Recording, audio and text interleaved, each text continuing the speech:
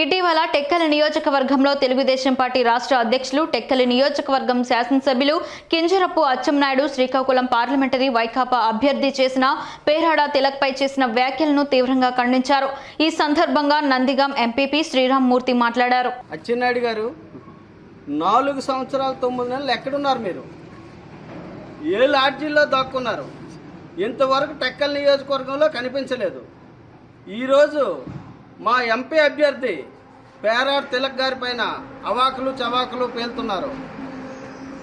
మీరు ఇంగ్లీషు హిందీ రాదనేసి ఒప్పుకున్నారు. మరి ఎలాగ మీరు రాష్ట్ర మంత్రిగా 2014 నుంచి 19 వరకు పనిచేశారు? ఏ జీవోలు పాస్ చేశారు? మీరు ప్రజలకు ఎటువంటి సేవ చేశారు? మీరు ఈరోజు మా ఎంపీ అభ్యర్థి పేరాడ తిలక్ గారి వైపు చూసి మీకు మీ గుండెలో వణుకు పుడుతుంది. మీరు ఈరోజు భయపడ్డారు. ఈ రోజు వరకు మీరు ఎక్కడ కనిపించకుండా ఈరోజు టెక్కలి నియోజకవర్గంలో ప్రతి గ్రామం వచ్చేసి ఏదో మేము పొడిచేసామని చెప్తున్నారు.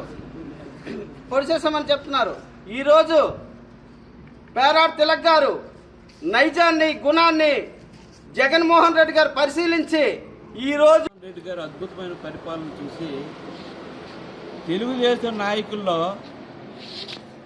గ్రామస్థాయి కార్యకర్త నుండి రాష్ట్ర స్థాయి నాయకుల వరకు ఒక్కొక్కరు గుండెల్లో కూడాను రైళ్లు పరిగెడుతున్నాయి.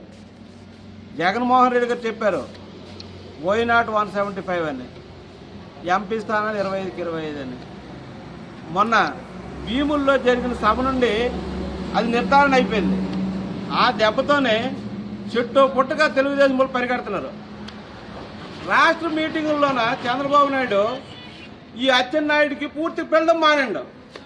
ఎందుకు మానేశాడు? వీడు దేనికి పనికి రానివాడు అని ఒక నిర్ధారణ అనేది చంద్రబాబు నాయుడు చేసుకున్నాడు. అందుకే రాష్ట్ర పార్టీ అధ్యక్షుడు అయ్యండి రాష్ట్ర స్థాయి మీటింగుల్లోన చంద్రబాబు నాయుడు ఎక్కడైనా కనిపిస్తున్నాడా? చంద్రబాబు నాయుడు దగ్గర ఈ అచ్చెన్నాయుడు గారు ఎక్కడైనా పక్కన కూకొని కనిపిస్తున్నాడా? అంటే అందరికీ నమస్కారం. ఈరోజు తెలుగుదేశం పార్టీ రాష్ట్ర అధ్యక్షుడు అచ్చెన్నాయుడు గారు మా వైఎస్ఆర్సీపీ ఎంపీ క్యాండిడేట్ అయిన తిలక్ గారిపై ఆవాకులు చవాకులు పేలుతున్నారు.